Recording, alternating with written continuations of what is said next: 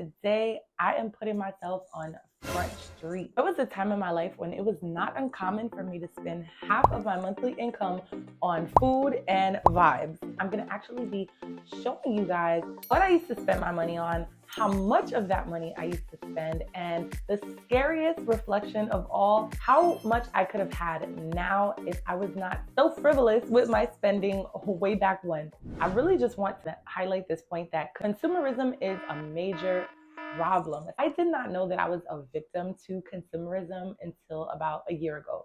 I'm going to be showing you guys my bank statement from July 2016. Some of y'all might remember that as being the summer that will go down in history. Yes, it was a super lit summer for me as well. I was working a job making about 36 grand a year gross income.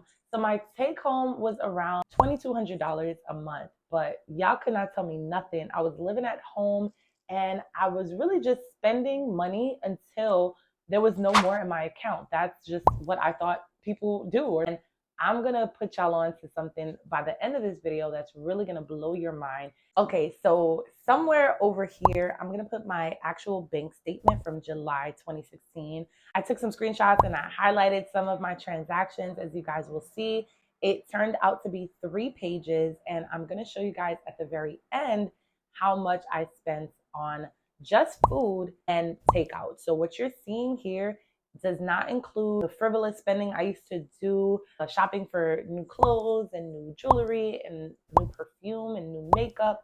It does not include taking Ubers everywhere around town. Imagine if I highlighted all those other things, it would be double or triple that. But I'm just showing you guys how I used to spend my money on food and what I call vibes. So let me take some time to walk you guys through what a typical day in the life was like for me back in July 2016. So let's just say it was like a Thursday. On Thursdays, I was more than likely working 8 to 4, 9 to 5, whatever you want to call it. And I'm going to need some breakfast, right? So before I walked into the door, I would stop by the local breakfast shop or coffee shop near my job and go and get some breakfast. Then I was going to definitely be spinning the block by lunchtime to go out and get some lunch. So before it was even 2 p.m., I promise you guys, I was already spending upwards of $20 to $30. And this was on a daily basis. And after work, hello, it's Thirsty Thursday. I was not missing a beat. I was definitely going to be going to some type of happy hour or after work mixer with my coworkers or my friends or both. And that's going to cost some money as well. Drinks, food, vibes, all of that, okay? That was also on a weekly, sometimes 2-3 times a week basis. Now, after work, after happy hour, I'm home. It's probably like, 8 o'clock, maybe 9 o'clock. I'm going to be hungry again. So at this time, I was ordering Grubhub, DoorDash, all of that heavy as well. So you can see how very quickly this can add up, because just in one day, I already gave you guys an example of 4 different touch points throughout the day when I'm spending money on food or vibes or both. So needless to say, even though I was living my very best life in this season of my life, there was such a contrast between how I view money and treat money, the relationship I have with money overall now and way back about 6 or 7 years ago. So what changed for me is probably what you are wondering. Around 2019 is really when I got involved in the entrepreneurship investment world. I got myself a mentor in 2019. I started reading different books, and my life really just started to change overall because I was working on my mind. As I always say on this channel, like, I really started to do the personal self-development work, and I really got obsessed with finances and how could I change my finances, because I honestly did know that I had a poor relationship with money, but I did not know that I could really get myself out of it. It was just so embedded into me that I was like, well, this is just how I'm living my life. This is just what I do. But I really got to a point, into a place, and surrounded myself with people that just had better money habits than I did. And as a result of being in that environment, my awareness really started to increase and catapult me into action. Needless to say, not only was I just not spending money like that anymore because I had a desire to save and invest it, but I really just stopped hanging out with a lot of those people that really were well-meaning, but I knew that as a result of being around them, I was going to want to go and hang out. And it was no fault of their own. Like, I have my own decisions to make. So altogether, I just stopped hanging out with them as often, and eventually some of them altogether. And it wasn't like just me completely cutting people off, thinking I was better than them. It just gradually actually started to happen as I started to change my environment and get introduced to different people who had just a different overall mindset and was not about that happy hour every Thursday, Friday, Saturday, Sunday life. Okay. As a result of being around them more often, I had less time to even hang out in the ways that I wanted to. I was very much more conscious of how I was spending my money. Therefore, rather than going out to buy lunch and buy breakfast, I was making lunch, making breakfast, and, obviously having a balance in between, but really just being more aware of where I can cut back so that I can put more money into other things that were actually going to grow over time rather than just depreciating every last dollar that came into my bank account. Which leads me into really the crux of this video and why I even thought to make this video in the first place and share my very, very vulnerable bank statement from 2016.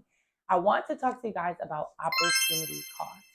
Opportunity cost is pretty much the value that someone else could have received, but instead they passed it up in pursuit of another option. For example, I actually saw this video on YouTube. I thought it was a great example. If you see a free ice cream sign and you decide that you want to stand on the line and wait for the free ice cream, what you are passing up is the possibility of going home to do something else, right? Do some work, do something productive, make some phone calls, whatever it is that you need to be doing.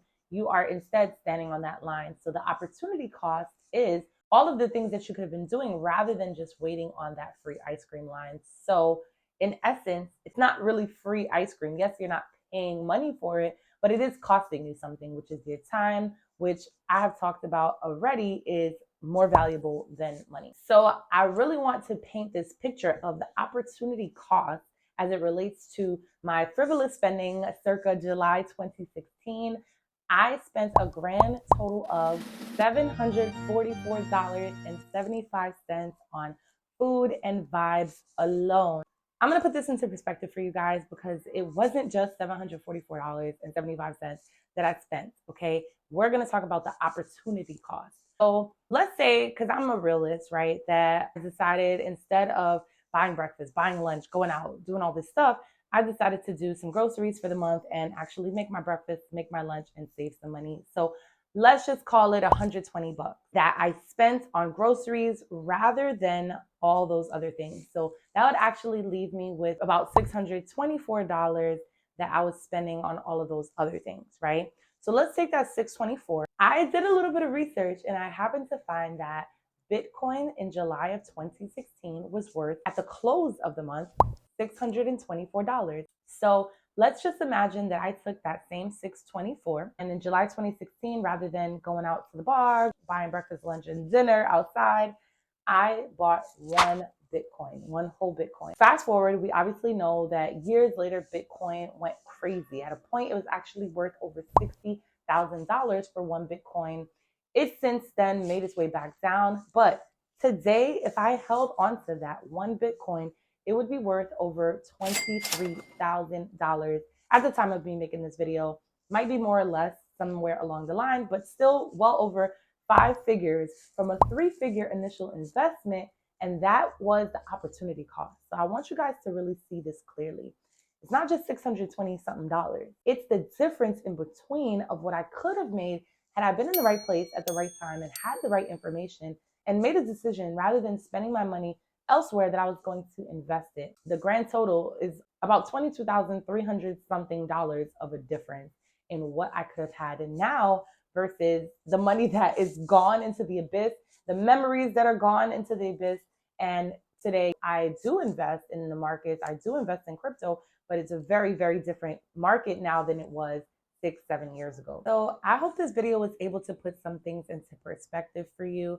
I use myself as the sacrificial money martyr in this example, just to show you guys, like, my thinking was not always as clear and as responsible as it is now. And it doesn't matter when you build this awareness. What matters is that you build the awareness first and foremost. I also want you guys to understand how it really seems so trivial when we're making those small decisions, but it will really compound over time and dramatically impact us in a way that maybe we didn't think it would when we made the decision at the outset. I'm not saying by any means to not enjoy your life.